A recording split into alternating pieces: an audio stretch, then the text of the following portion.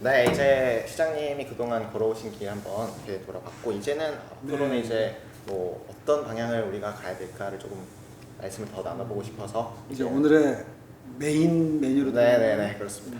미래 얘기. 네, 저희가 이제 청정한 인터뷰, 청년이 묻고 정치가 답하다라는 부제를 가지고 있는데요. 그래서 저희는 이제 주로 청년들이 겪고 있는 문제들, 청년들이 좀 고민하는 문제들을 12개를 저희가 일단 선정을 해봤습니다. 시장님께서 이 중에서도 가장 이거는 좀 시급하게 해결해야 된다, 아니면 이것만큼은 내가 해결책을 똑부러지게 내보겠다, 이렇게 생각하시는 거를 뭐 제한 없이 골라주셔서 말씀 주시면 감사합니다. 글쎄 뭐 하도 뭐 다 중요하고 다 관심이 가는 문제라. 네.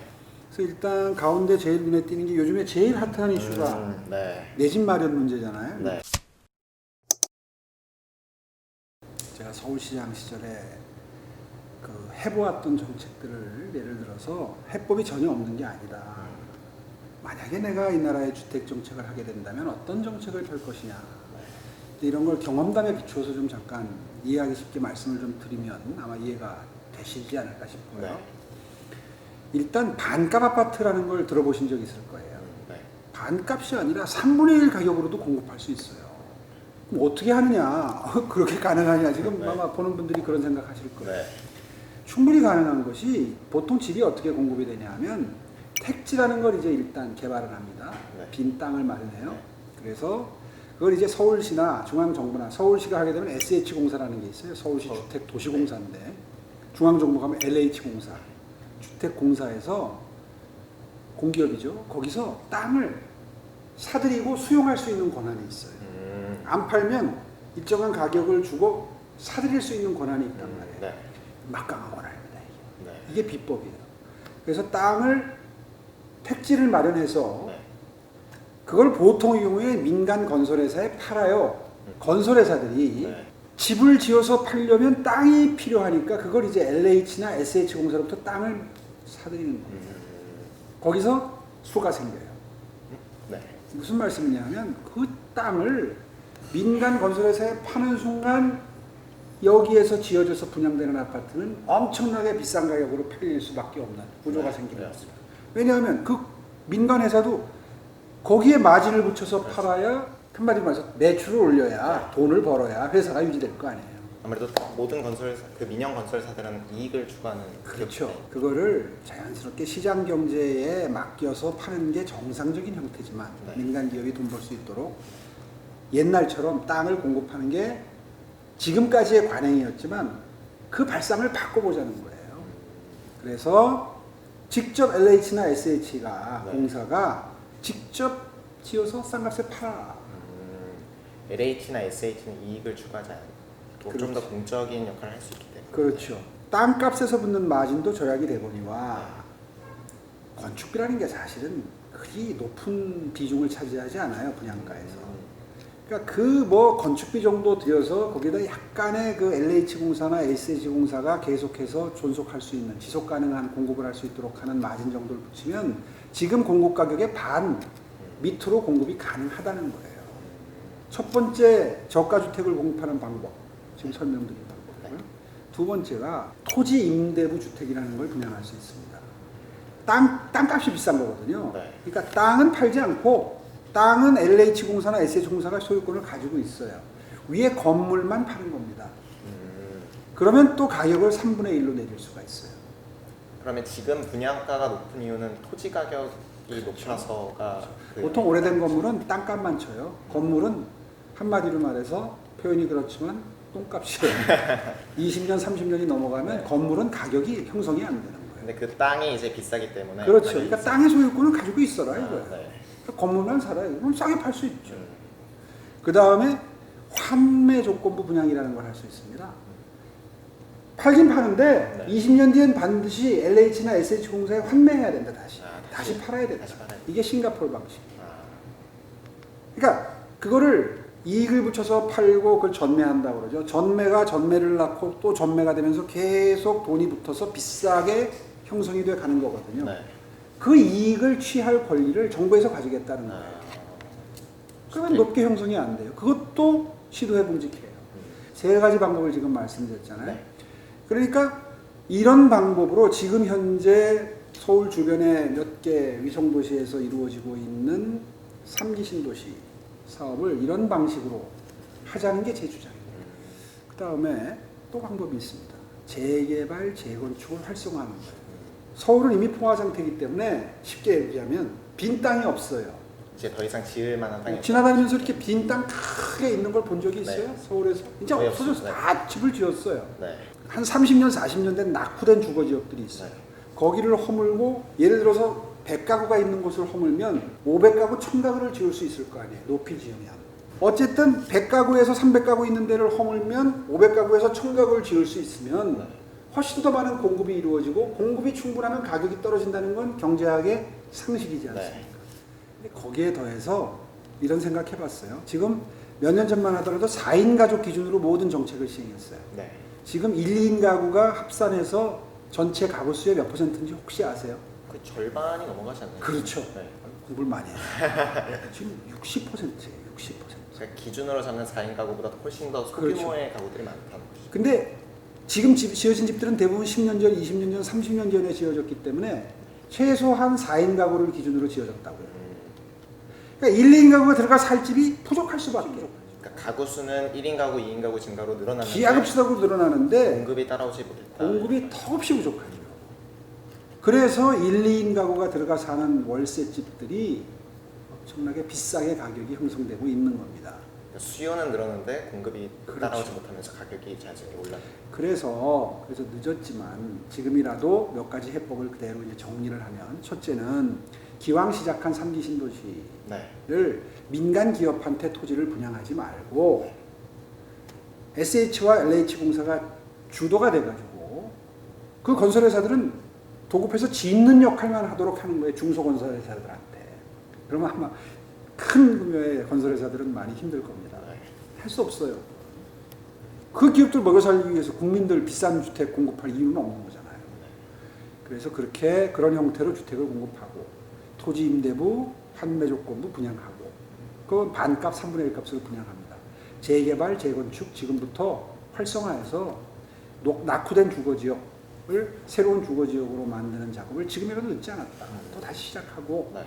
그리고 중요한 것은 제가 시장 때 추구했던 쉬프트라고 하는 장기 전세주택. 이번에 이재명 지사가 그 장기 임대주택 만들어서 많이 공급하겠다. 제가 당은 다르지만 박수치고 잘했다 그랬어요. 그거 해야 됩니다. 그렇게 해서 집은 사는 것이 아니라 사는 곳이다. 앞으로 집으로 돈 벌 생각하지 마라. 그게 지금 이 부동산 가격 앙등의 원인입니다. 네. 혹시 뭐 더 얘기하고 싶으신 문제가 그다음에 있으세요? 이제 언뜻 보면 뭐 지역 간 격차도 보이고 군대 이슈도 보이고 그런데 지역 간 격차 얘기를 할까요? 이것도 사실은 내 집 마련하고 조금은 연관이 됩니다. 네. 그러니까 지금 이제 전국적으로 제일 큰 문제가 뭐냐면 저출산 고령사회죠. 그 네. 서울을 제외한 지방으로, 그러니까 수도권을 제외한 지방으로 가게 되면 지방 소멸이라는 얘기 들어봤죠. 네. 지방의 심지어는 거점 도시들조차도 쪼그라들고 있고 시, 군구 단위로 내려가게 되면 뭐 거의 절반 이상이 앞으로 한 20년 내에 사라진다는 위기감. 20살에서 한 40살 정도의 젊은 층 인구보다도 65세 이상의 고령층 인구가 2배 이상 많은 곳은 산술적으로 계산해봐도 시간이 흐를수록 인구가 줄어들 수밖에 없죠. 그럼 해법은 뭐냐? 일단 아까 말한 대로 20살에서 39살 사이에 이 출생과 교육에 관심이 많은 인구가 부부가 젊은 부부들이죠. 매력적으로 느끼는 지방을 만들면 서울로 올라오는 일이 줄어들겠죠. 그리고 서울도 인구 문제, 부동산 문제 해결하는 데 도움이 되겠죠. 어떻게 해야 그런 매력을 느낄 수 있을까요? 어떻게 해야 고민해 보신 적 느낄 있어요? 수 있을까요? 제일 중요한 건 대한민국 부모들이 제일 관심 있는 건 교육 기회이기 때문에 네. 야, 서울 가는 것보다 여기 있으면 대학이 훨씬 더 잘 들어가. 네. 그런 환경만 만들면 무리를 해서라도 지방에 있고 싶어 할 수 있지 않을까요? 그래서 아이디어를 내본다면 예를 들어서 이 정부 들어서 없애기로 한 뭐 특목고, 자사고 네. 지금 없앤다는 방침이 지금 없애고 있습니다. 네. 그런데 특목고나 자사고를 예를 들어서 아까 말한 그런 지방 소멸의 위기에 있는 지방에는 허용한다고 만약에 발상의 전환을 한번 해보세요. 경쟁력 있는 특목고 자사고를 지방에 배치하면 그 부모들이 좀 매력을 느낄 수 있겠네요. 그럴 수 있을 것 같지 않아요? 네. 그 정책이라는 게 그런 겁니다. 그 다음에 대학을 들어갔어요. 가는데 전부 다 또 서울에 있는 대학에 오고 싶어 해요. 근데 지방에 있는 대학을 더 들어가고 싶도록 하려면 어떻게 하면 될까요? 경상북도에 이 공무원을 뽑는다 그러면 경상북도에서 대학을 나온 사람들에게 가점을 주겠다. 이런 식의 지방 인재 할당제, 네. 뭐 공무원이나 공기업의 경우에나 가능하겠죠. 네. 그런 걸 좀 더 과감하게 한다 그러면 야 이거 굳이 내가 서울에 있는 대학에 좀뭐저 유학 비용까지 그 들어가면서 부모님 떠나가지고 서울 가가지고 고생하느니 그냥 차라리 지방 여기에 대학에 다니는 게 낫지 않을까? 라는 생각을 할 수 있지 않겠어요? 그러면 지금 이제 하고 있는 뭐 공기업 지방인재 할당제 그런 제도를 좀 더 더 확대하고 더 강력하게 할 수 있다. 네. 또 예를 들어서 독일처럼 국립 1대학, 2대학, 3대학의 개념으로 꼭 뭐 서울대학교를 폐지하고 지방으로 내려보낸다 이런 과격한 안을 내는 것보다는 네.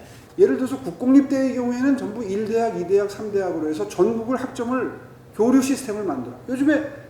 요즘에 뭐 팬데믹 이후에 어차피 온라인 수업 다 하는데 아니 뭐 서울대학교 수업을 들으나 예를 들어서 경북대학교 수업을 들으나 지방대학교의 경우에 학점을 다 그냥 그 교류할 수 있도록 하는 거예요. 그럼 아까 말한 특목고, 자사고에 이어서 학점 교류도 가능하고 그리고 졸업하면 그 지역 인재에 대해서 활짝 그 공기업이나 공무원 취업의 문호가 열려 있다. 네. 그러면 거기에 살고 싶은 매력이 좀 느껴지지 않겠어요?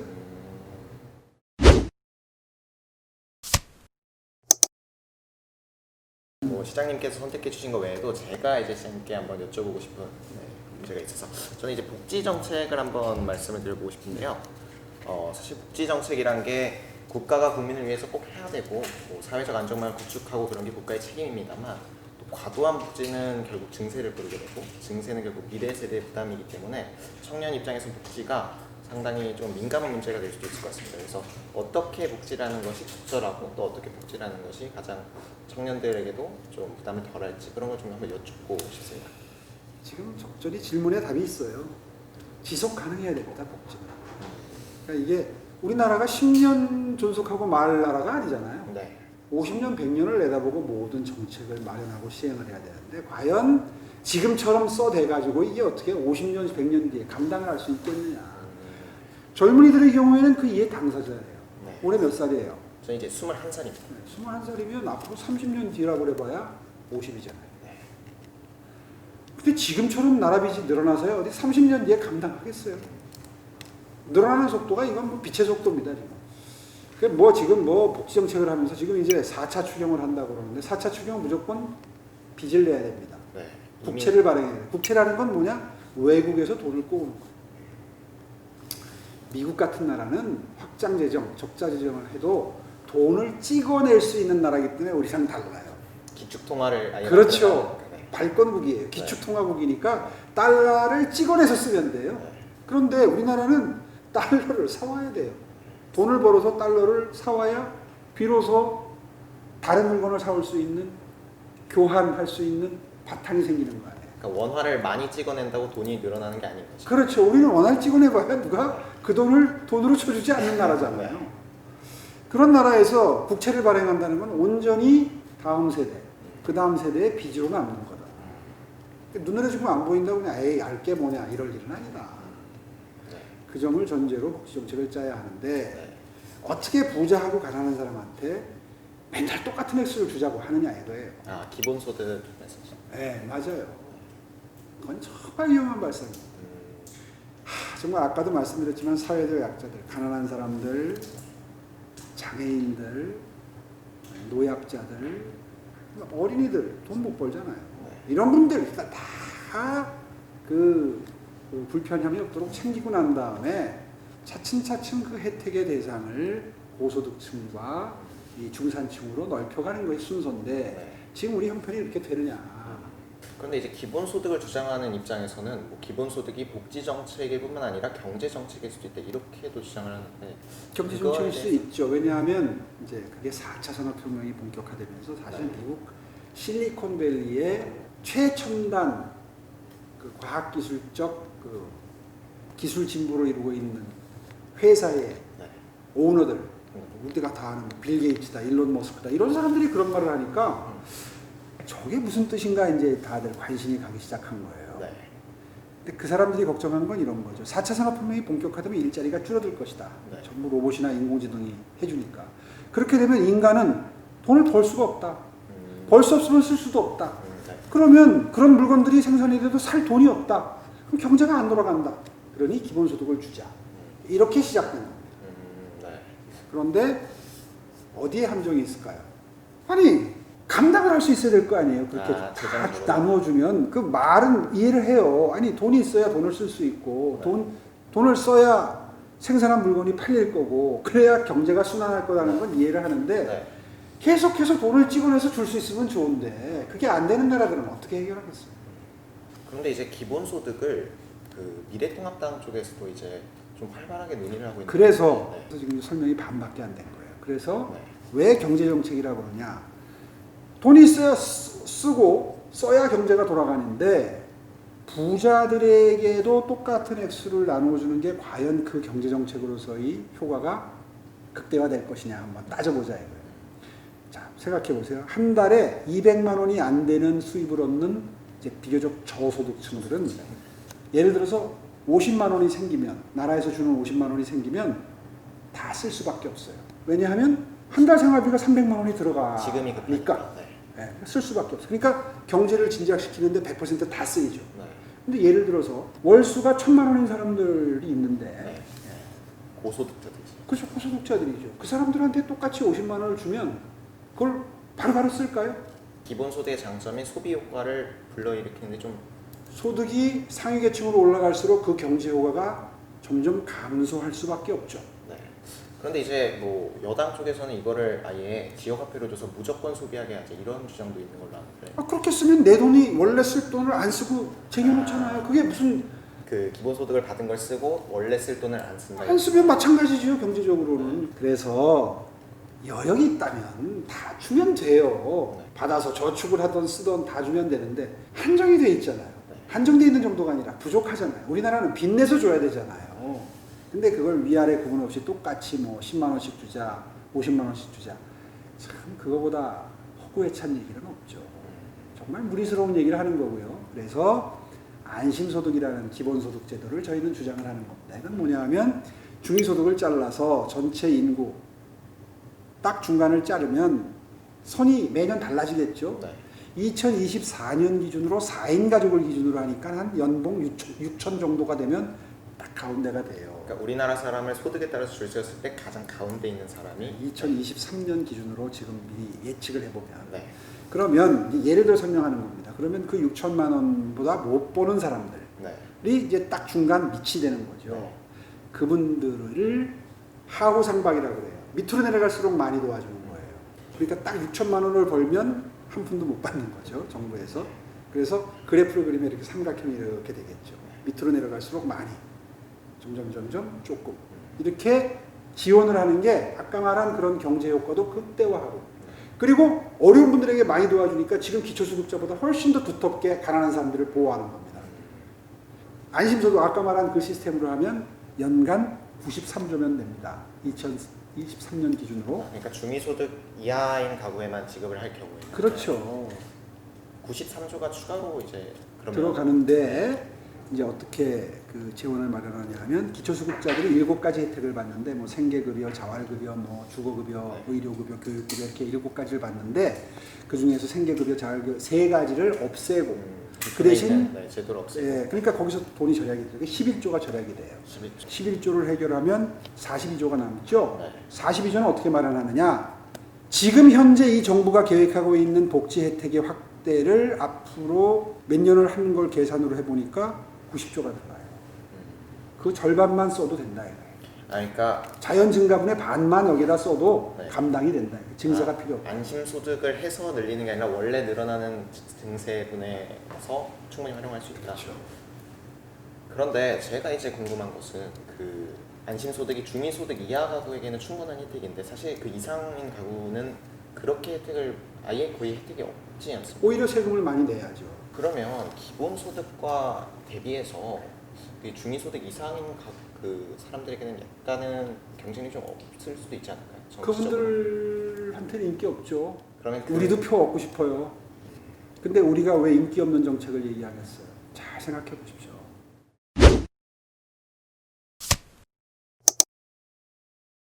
이제 눈에 띄는 게 그 군대 이슈, 이것도 아주 재미있는 문제예요. 뭐 이건 간단하게 정리하면 이런 겁니다. 지금 인구 절벽이죠. 젊은 층 인구가 기하급수적으로 줄고 있습니다. 네. 앞으로 한 20년 내에 젊은 사람 숫자가 절반 가까이 줄어든다. 군대를 갈 수 있는 연령대 젊은이들이 줄어든다. 분명한 딱 좋은 현실이에요. 과학기술이 급속하게 발전한다는 것도 이미 다가온 미래입니다. 네. 4차 산업혁명 얘기죠. 네. 과거에는 사람 숫자로 싸웠어요. 정책을 할 때. 이제 앞으로는 로봇이 합니다. 그래서 미국과 러시아의 경우에는 2025년이 되면 거의 군대의 절반이 아마 로봇과 인간 병사의 혼합군이 될 것이다. 내지는 로봇 군사가 더 많아지기 시작할 것이다라는 예측이 나옵니다. 네. 자, 그렇다면 어쩔 수 없이 줄어드는 현실을 반영해서 지금 현재 우리 군 숫자가 한 57, 8만 정도 될 텐데 앞으로 몇 년 내에 50만으로 줄어들 수밖에 없어요. 인구가 자연적으로 이미 감소했기 때문에. 예. 그런 상황에서 지금 현재에 이루어지고 있는 이 징병제가 그대로 기능할 수 있을 것이냐. 분명히 뭔가 변화가 필요합니다. 그러니까 전쟁은 이렇게 치르는 거죠. 전략 전술이 있고 인적 자원, 병사가 있고 물적 자원, 무기가 있어요. 이게 삼위일체가 돼서 이제 전쟁을 치르는 건데 전략 전술은 뭐 시대의 흐름에 따라서 과학기술의 발전에 따라서 변화할 수 있는 거죠. 인적 자원은 줄어들고 있고 물적 자원은 훨씬 더 강력해지고 있죠. 왜냐하면 로봇, 인공지능 이런 것들이 하루가 다르게 기술이 발전하고 있기 때문에 서비스 로봇이 발전하면서 일자리를 잠식하는 것처럼 전투 로봇이 뭐 엄청난 전투 기능을 발휘할 수 있는 거거든요. 그러니까 이제는 사람이 필요한 게 아니라 기술이 필요하다. 그렇죠.